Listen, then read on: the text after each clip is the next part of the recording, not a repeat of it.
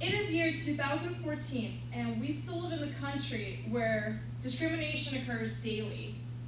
Thousands of living creatures are killed every single day in American shelters. And for no other reason most of the time but the appearance. It doesn't matter if it's a puppy, if it's a grown dog, if it has been aggressive, if it was a family pet. Pit bulls are being killed every single day in American shelters.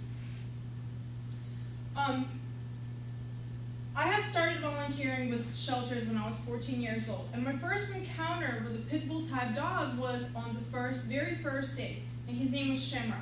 He was a black and white little American pit bull, and he was the sweetest thing. I've never met a nicer dog before until that day.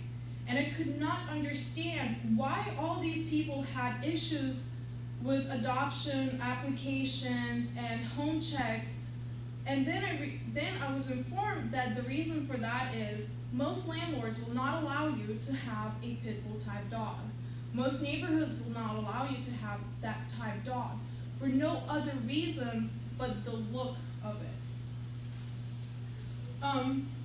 I have dealt with pit bulls on a personal level as well because I have one at home who is a service dog. And then last year, I fostered a dog for the first time in my life. His name was Manny, and he was a 5-year-old American Staffordshire Terrier pit bull. He's never been in a home before.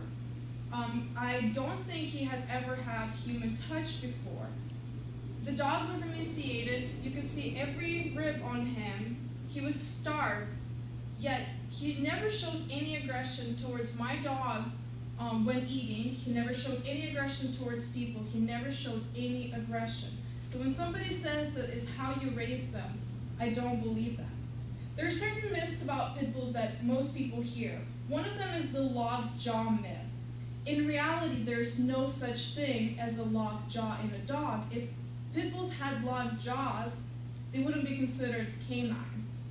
Another one is that their bite is as strong as 16,000 pounds per square inch. Well, according to Dr. Len Brisbane of University of Georgia, who has conducted a study of over 1,000 dogs, pit bulls tested third strongest bite after Rottweilers and German Shepherds. The strongest bite ever recorded on a pit bull was 235 pounds per square inch versus the myth of the media, which is 1,600 pounds. And another myth that is absolutely false is that pit bulls are good guard dogs. That is not true. They're terrible guard dogs. They're actually very sweet-natured dogs who strive for people's attention. They long for people's touch. So strangers become friends to those dogs. So where are all these myths coming from? Why such public outrage and hate towards these dogs? Media. Media has a lot to do with this.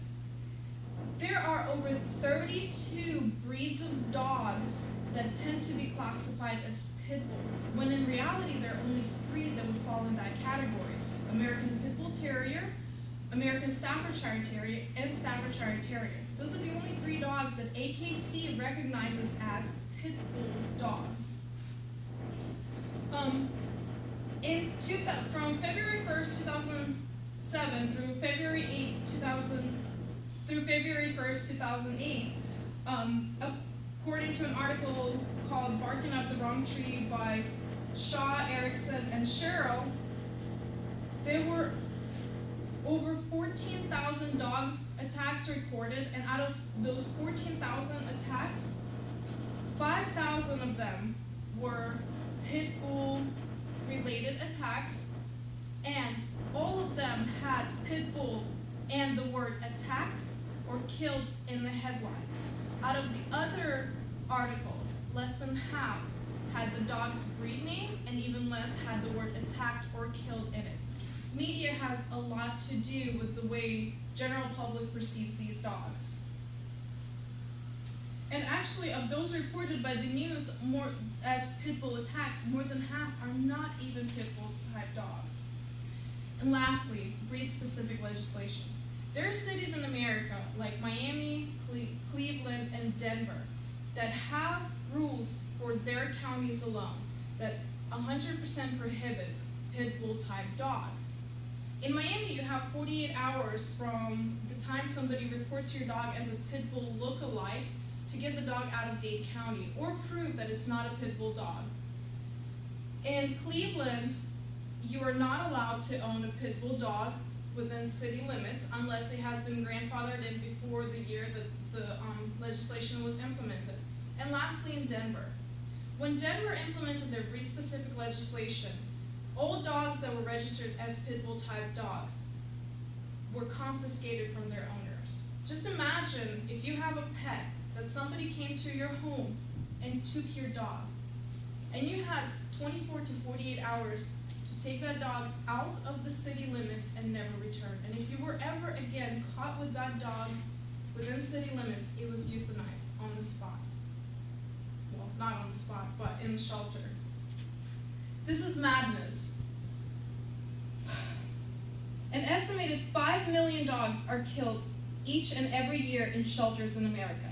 Of those, 30 to 50% are pit bull type dogs. More than half, about 25% of shelters do not allow pit bull type dogs to be adopted out. It doesn't matter if it's a puppy or if it's an adult dog or if it's ever showed aggression. So I urge you to stand up to the media, to not believe what you hear, and stop the madness and hate towards this sweet breed of dogs. Thank you.